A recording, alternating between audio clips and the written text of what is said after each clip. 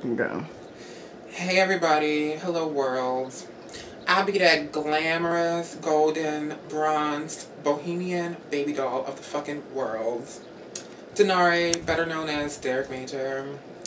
And, I'd be the first to let anybody know that my life is pretty much a clusterfuck of just obscenities and just bullshit. But I'm okay with that. I'm perfectly fine with being fucked up. I'm perfectly fine. Ever since I can remember, I was that buck-toothed, light-skinned, big lip, gay boy who happened to be Muslim and grew up in the fucking ghetto. Well, I mean like the ghettos of ghettos. Superior was the name. You know how the ghettos always get you with like nice little names like fucking Garden Valley, and it happens to be the projects in your doors is like embezzled with bullet shots, and they just tell you that's just like the decoration for security, I mean, it's shit like that. The name of my street was Superior, so from birth I thought I was a grand ass bitch living on Superior. But pumping to anybody's corner store, I soon found out that I was a fruit basket, a faggot, and a pussy ass nigga. Okay? It was a hike getting up for me walking to school every day. I mean, like, as soon as I stepped off my stoop and onto the sidewalk, it was like an open exhibit for every homophobic male and bi-curious male on that street. And I feel like the city of Cleveland should be sued, and they should be paying me for what I endured. But hey, that's just me. And then my mother. I'm Muslim, first of all. To add to my whole, like, snowball effect of how fucked up my life is going into a downward spiral, I'm Muslim. So, I can easily feel guilty being a Christian and going inquiring, letting that, just release, get me a tambourine and just feel grand and gay as I want to be. But being Muslim rips all that away from me. I mean, I pray 5 times a day, which limits any type of, like, social activities, So here she is, with her and her life story about how she struggled so hard on Superior, being a Muslim lady, as if that's fucking hard, because you fucked your brains out and you ended up with 6 kids, but hey, that's life. I feel like,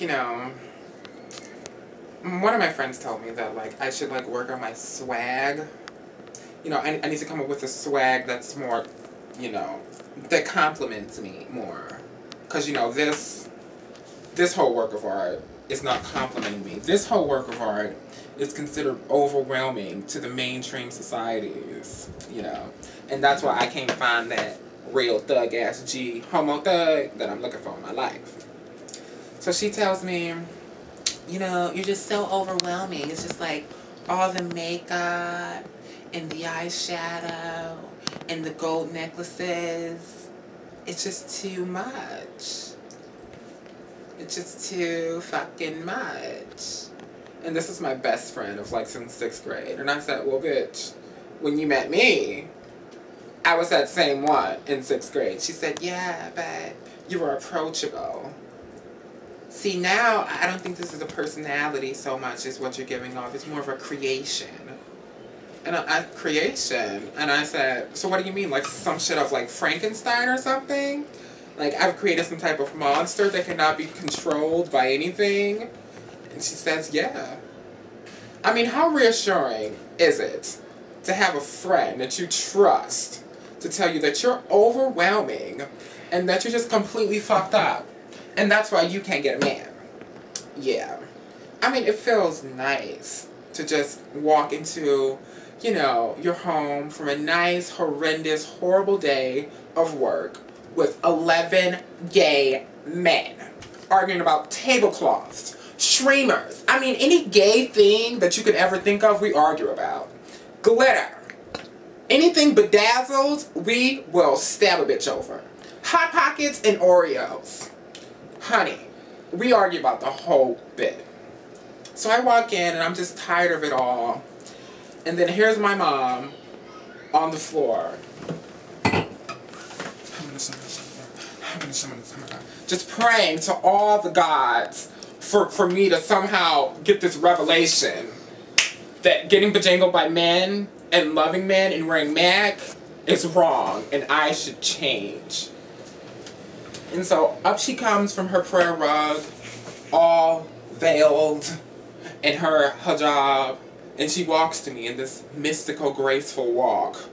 And she says, "This what time you feel like coming into the motherfucking house?"